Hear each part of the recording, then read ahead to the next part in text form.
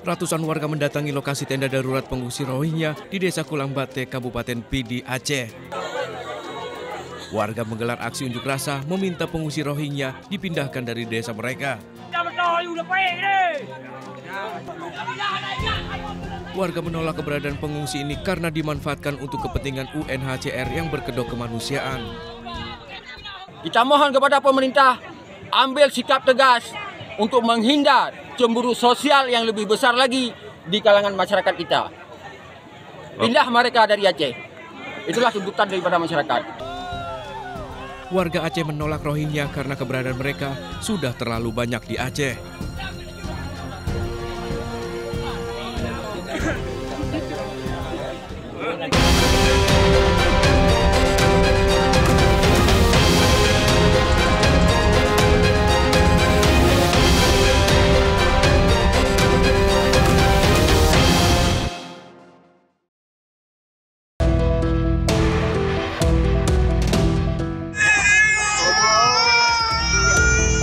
Pindah mereka dari Aceh. Itulah tuntutan daripada masyarakat.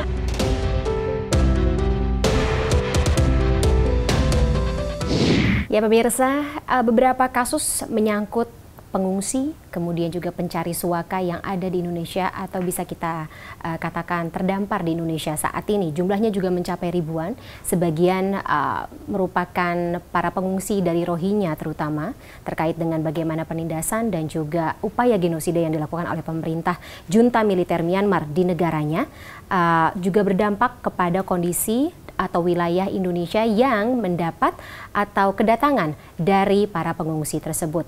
Beberapa kasus juga ditemukan, bahkan dari kepolisian sendiri saat ini sedang menetapkan lebih dari 1 orang sebagai tersangka dalam dugaan tindak pidana perdagangan orang atau TPPO yang menyangkut atau menjadikan sebagian dari para pengungsi ini adalah sebagai korban.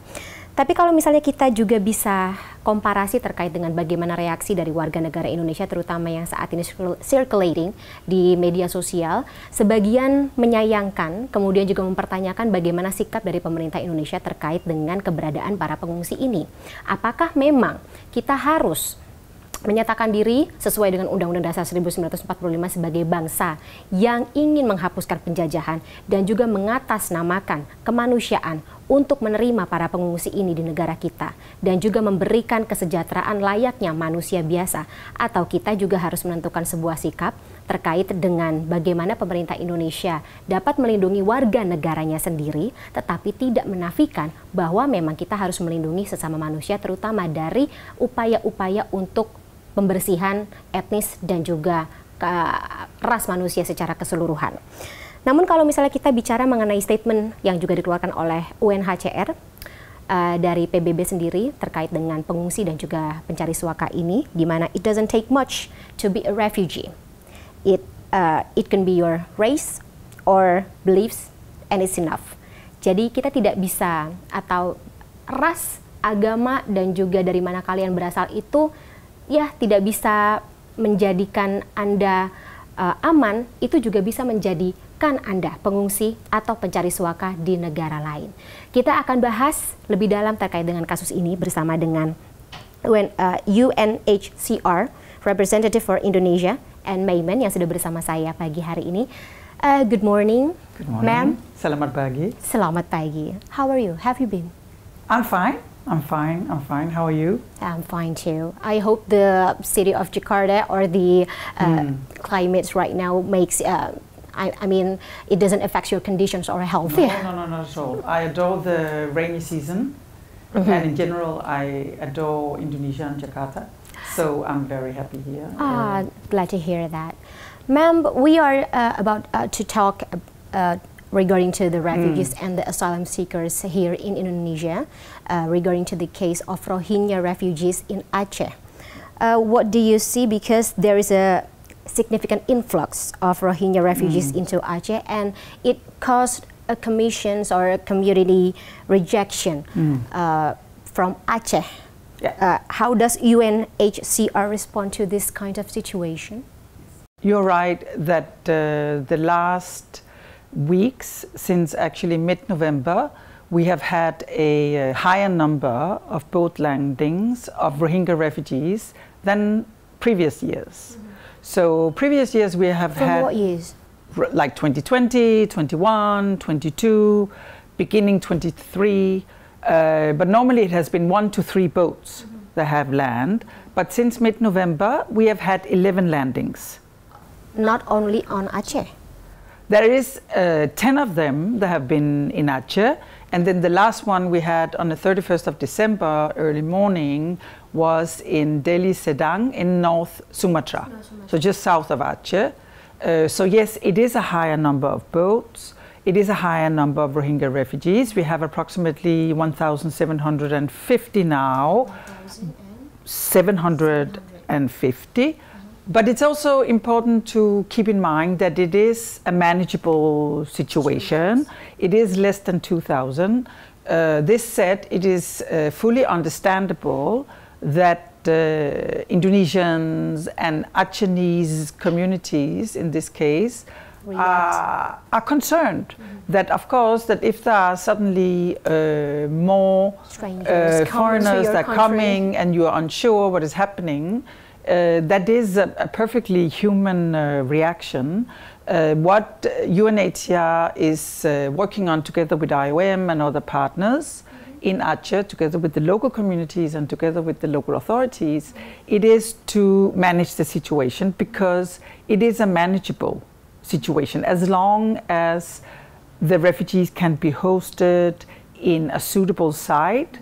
We can, together with partners, we will provide the sufficient assistance to stabilize the situation, including involving the local communities, so they can also benefit from the situation. So if you want me to continue a little bit more to explain about the situation there is currently in Aceh. So yeah, so currently we have the refugees hosted in 8 sites. 8 sites? 8 sites, all over 8 locations. No, only the Rohingya refugees that I mentioned, 1,750, are currently hosted in 8 sites. Okay, 8 sites. So they are, so 7 of them are in Aceh, and one of them is the one in Deli Serdang that I mentioned in North Sumatra. Now, out of those 7 sites, only 2 of them have been formally designated. So formally designated by the authorities, and that is one in Minarai and Piti, and one ex-immigration building in Luxembourg. 2 from 7. 2 from 8. 2 from 7 in Aceh. Okay.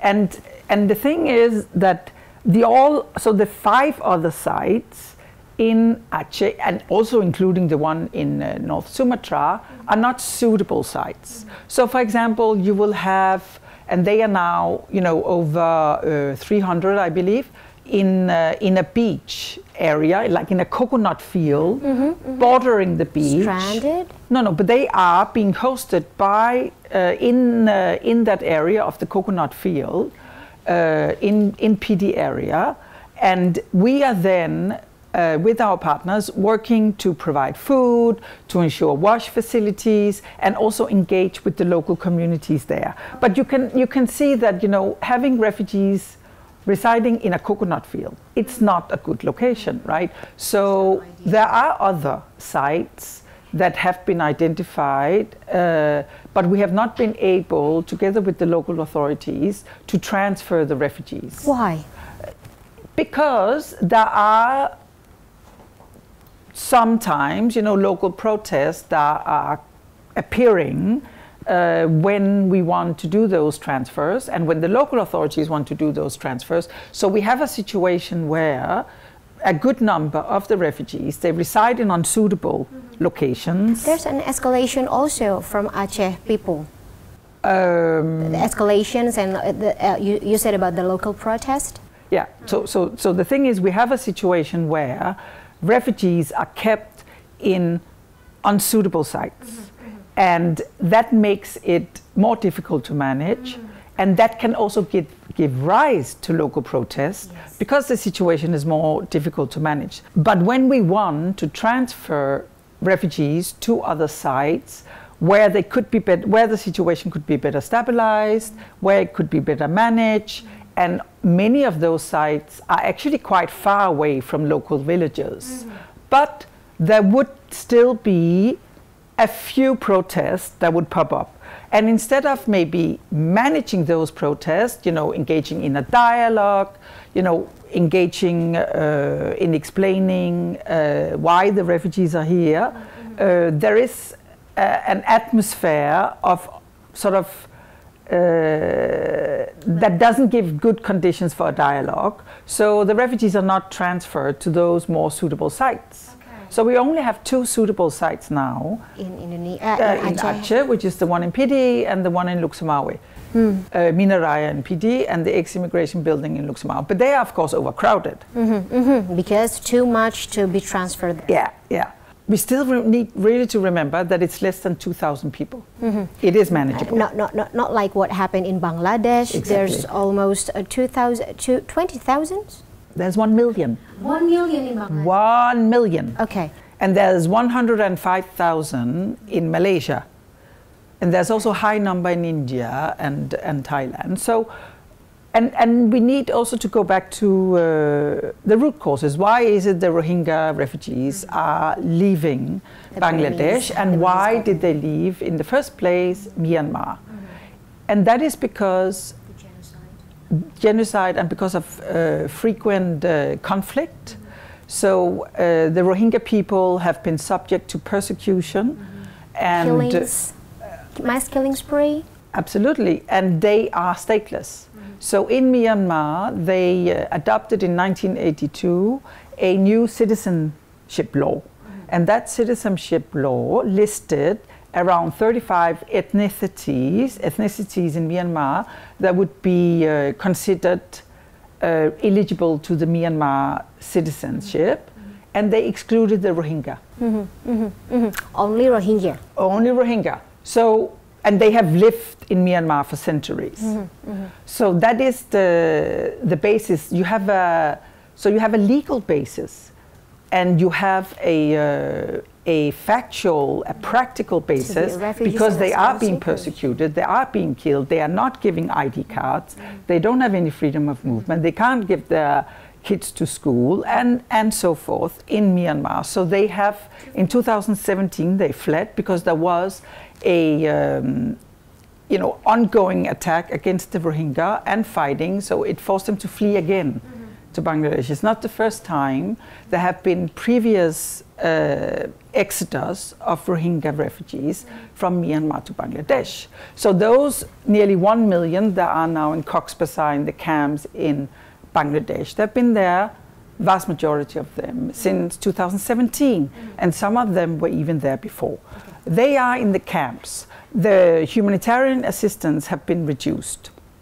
And there is also, sort of in general, a deteriorating humanitarian situation in the camps. In Bangladesh? In Bangladesh. So also the prospect of a voluntary return, because of course the ideal would be for the Rohingya refugees to be able to return to Myanmar in safety and dignity. But so that's the goals. There is also the goals from the United Nations. The Rohingya have to fly back, have to go back to Myanmar. I would rather say it like this. The ideal solution for the Rohingya is to be able to return to Myanmar in safety, and in dignity. So that those 2 key words are important, safety and dignity. For the time being in Myanmar, the conditions are not there for any safe or any dignified return, because actually the situation in Myanmar is deteriorating. Since end October, you can look at the news, there is intensification of fighting, and all the discussions there have been on creating the conditions for voluntary return of the Rohingya refugees have not been maintained. Instead, armed conflict has taken over. So looking at that, so the prospect for a voluntary and safe return is not there. It's further away in the distant future. You have a deteriorating situation in Cox's Bazar, in Bangladesh. So the Rohingya are, India, also difficult. There is no place in the region here that are really allowing Rohingya refugees to live any meaningful life. And peacefully for the... No one. And no other countries are providing if there are some resettlement now starting from Bangladesh. So the United States has started to do resettlement from Cox's Bazar. 1 million refugees are there. Cox's Bazar. Cox's Bazar, that's the name of the camps. In Bangladesh. Yeah. So there is around 1 million there, right? United States of America and other resettlement countries like Canada, some European countries and so forth, they cannot take 1 million. And we also need to remember that we have millions of refugees in the world. Not only Rohingyas. Not only Rohingyas. Syrians, Palestinians, Ukrainians, Afghans. So if you look at the wars, you know, the human rights violation, the armed conflict that are generating refugee movements, the characteristic the last couple of decades is that new wars are started, but no wars are ended. Okay. So Syria still continuing to generate refugees, right? There's no prospect for a return there. You have also a lot of concerns and a lot of human rights violation, persecution taking place in Eastern Horn of Africa. You have Ukraine, ongoing armed conflict. You have, in Afghanistan, there's also not prospect for return. You have Myanmar. United States took around, I think, 62,000 resettled. From Rohingyas? No, from different nationalities around the world. But one could ask, couldn't more countries do the same? Right? Not only certain countries. Not only, why should it only be United States of America? Okay. Why can't other countries welcome refugees who are people that do not have safety, they don't have a place to call home, they can't get an ID card, they can't get passport. Why can't we help them? Why can't all countries in the world do their bit? Why can't we share the responsibility? It would be, you know, we have, I think it's right, what do we have now? 192 nations in the world today. More could do more, right?